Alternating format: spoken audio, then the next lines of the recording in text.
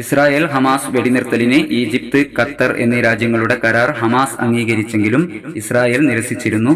അതുകൊണ്ടുതന്നെ സ്വർണ്ണ വിപണി ഇന്ന് കാര്യമായ മാറ്റങ്ങളില്ലാതെ തുടർന്നുകൊണ്ടിരിക്കുകയാണ്. കരാർ ഇസ്രായേൽ കൂടി അംഗീകരിച്ചിരുന്നെങ്കിൽ ഇന്ന് സ്വർണ്ണ വിപണി താഴേക്കിറങ്ങുമായിരുന്നു.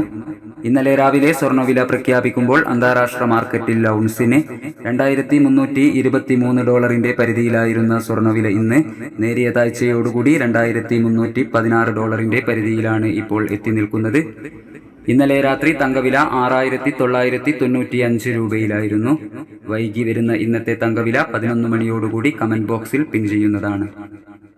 ഈ വീഡിയോ കാണുന്ന എല്ലാവരുടെയും വിലയേറിയ ഒരു ലൈക്ക് പ്രതീക്ഷിച്ചുകൊണ്ട് ഇന്നത്തെ സ്വർണ്ണവില നോക്കാം. ഇന്ന് പവന് 80 രൂപ കുറഞ്ഞു. 8/5/2024 പവന് 53,000 രൂപ.